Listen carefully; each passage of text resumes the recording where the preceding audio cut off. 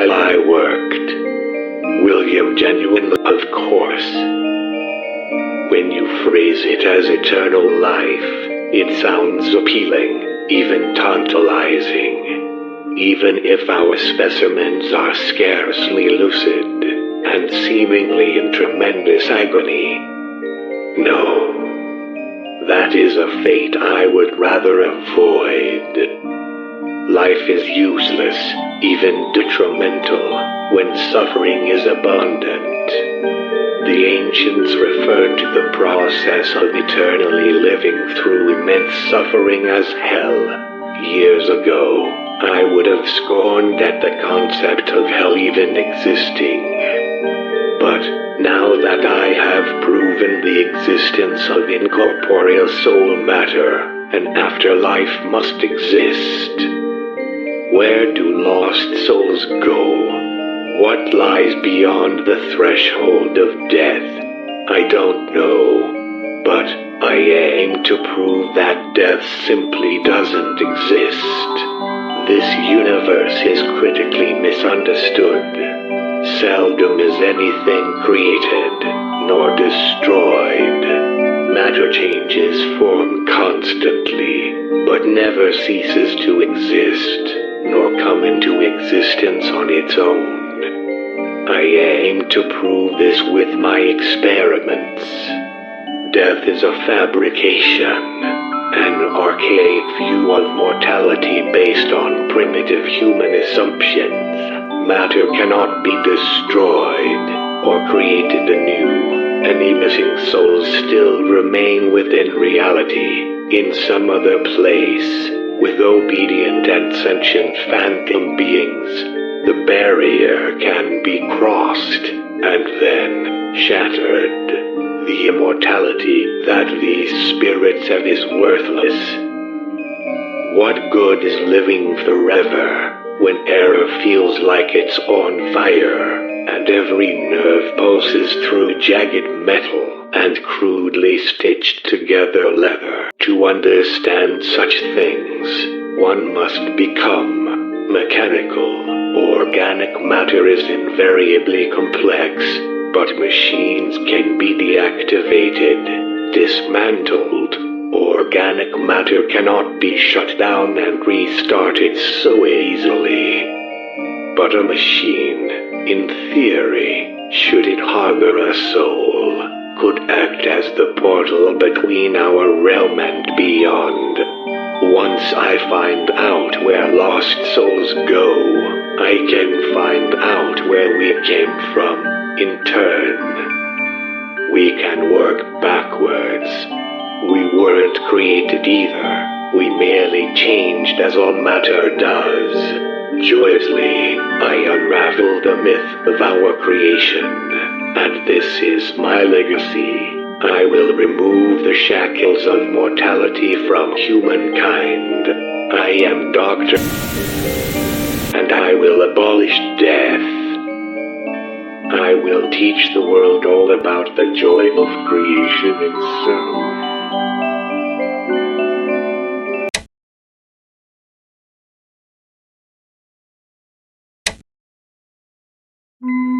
On opening night, William's suit failed during a dress rehearsal. This was my own doing. I intentionally misdesigned the spring-loaded retention locks in William's suit, knowing full well that the spring mechanisms inside the suit would fail. With him inside, he died a predictably painful death on stage, following his bow at the end of our performance. What a moron! But the end result was fascinating, and an eventuality that I had never considered. Despite steel rods piercing William's flesh and puncturing his lungs, William still walks amongst the living.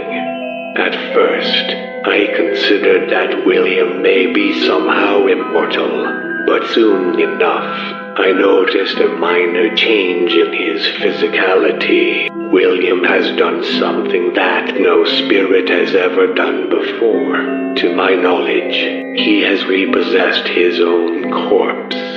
My original intention was to give William a nudge later down the line, and have a then freshly deceased William take the blame for the kids that we abducted. But this result is far more interesting. William seems to be utterly devoted to me. My current theory is that he repossessed his own body out of desperation. He essentially re-entered his own corpse, so he could keep going as if he never died. William will stay as my partner. This development will advance my work by many months, perhaps even whole years. William's soul is both extremely unusual in the manner in which it possessed its vessel, but also in the fact that he has no idea what I've done to him, unlike the others. He will do anything that I tell him to do. He will act with complete obedience. William foolishly thinks that he has hidden this from me, but I can assure you that I can use this to my advantage. What would happen if William was to die again and repossess the same vessel? What if I were to damage his brain or remove his organs whilst he slept? Would he keep repossessing his old body just to stay with me? How far is this soul willing to go for me? How much pain will this soul endure just to stay here with me if his soul was to pass on to the afterlife? Could I trust it to come back? This may be the breakthrough that I was hoping for. My previous plan of intimidating and scaring the souls of lost children with violence and electrostatic forces was far too convoluted. William is the only test subject that I need now. The trust that William has placed in me is ill-founded. Now, my work can truly begin.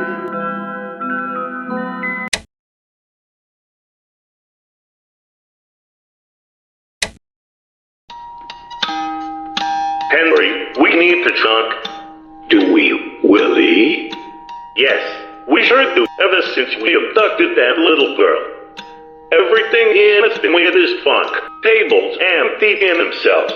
Things moving. Customers here and whispers about us.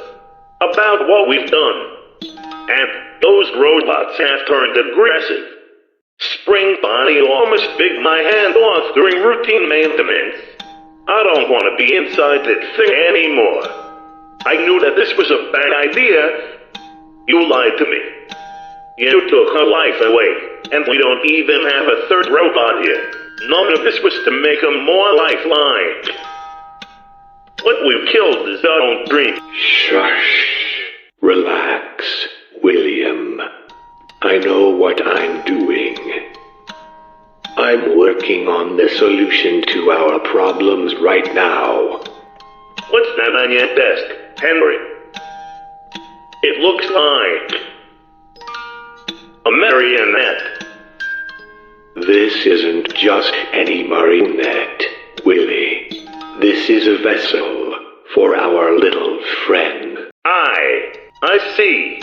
We've killed beyond our means, Willie. You mean you killed beyond your means? In any case, this puppet is the solution to all of our problems. The moment that dumb girl enters this puppet, she'll be stuck as a puppet. And then, she'll be our puppet, being pulled by our strings, unable to harm us like the other two can. Okay, what about the abductions? Freddy, Fast and this has better-looking robots, and massive bad 3 children get abducted in their restaurant. 3 kids have died here. The police will... Relax, Willie. I've pinned the 3 missing children on our missing night guard. He's lying, half dead in the back. The police will presume that he took the kids away. Poor fool probably won't even get a gravestone. The suits have been bleached. This is a minor hiccup. What, Freddy? I will pay. Those 3 dead children will look like nothing compared to the 5 children that are going to go missing at Freddy's next week. Henry, I don't like this. Willie, this is our dream. Yeah, but... This is what we have to do. Our diner, our family, our dream. This is what you wanted. Henry, You wanted this. Okay. Now, go talk. Make it out like that night guard was always a soulless creep. I'll finish this puppet.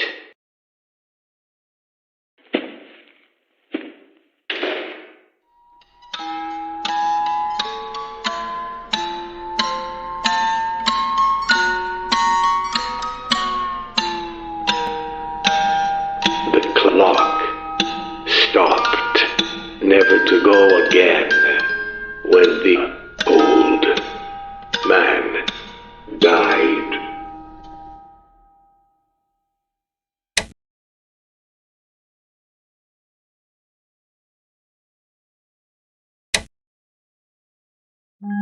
William has proven to be a most intriguing test subject. From my possessed animatronics, I've noticed that souls seem to be capable of retaining a limited amount of memories. Upon interacting with my victims, I realized that they seem to remember who I am, occasionally, and respond with defensive, animalistic aggression. Unfortunately, this memory doesn't seem to apply to all human behaviors, such as the ability to speak. Granted, Fredbear's lips are unable to curl into the shapes needed to imitate human speech.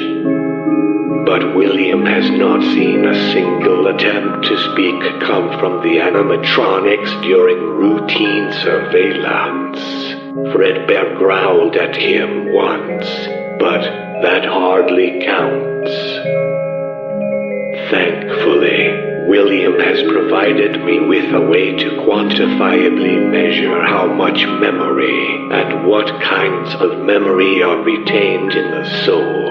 Once a month, I anesthetize William and remove one of his vital organs, or typically a portion of his brain, usually tissue from the frontal lobe, due to it being a generously accessible mass of neurological material. Surprisingly, William doesn't seem to be suffering from dementiated memory loss, but rather a shift in personality. His conscience is unburdening itself, and he has begun to ask substantially fewer questions about the ethics of our work.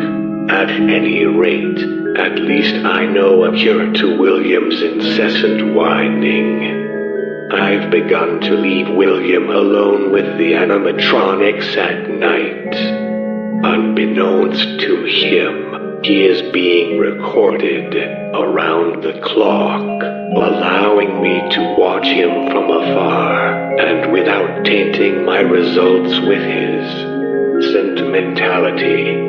Sometimes William speaks to himself. I'd rather not think about what he's said lately.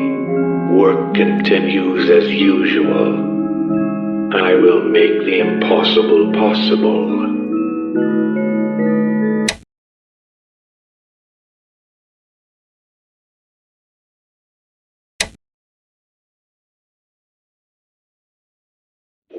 William is a useless excuse for a test subject. His crime has burdened my analytics, and he no longer shows any rate of change, even with entire internal organs being removed. Even without a heart, he is unchanging, unyielding. I made the mistake of telling him about my deceased son, David, and now William has run wild with the idea of replacing him, and for me to become the father that he never had. William is a monster, my monster, and I don't want him bearing my name, no less my son's. William cannot follow simple instructions, cannot control his emotions, and is too afraid to leave his own rotting vessel for even a second, even when incentivized with controlled shocks. I'm going to abandon William, leave him to mop up, back at the diner, under constant camera supervision. I need to properly gauge how he copes with abandonment. I will continue my work and claim victims in other Freddy's locations, just as the invasive cuckoo bird lays eggs in the nests of other birds. I shall claim victims at competing Freddy's locations, forcing them to maintain and monitor my test subjects. Another advantage of a lower density pattern of victims is their inability to gang upon me in the same place. Once enough souls are collected, I will have a substantial number of souls to produce the machine that I have hoped to build from day one. A machine that can successfully take an adult male from our realm to another, and back again. Soon, I aim to no longer be in this realm at all. Life as we know it will change, and you have me to thank for it.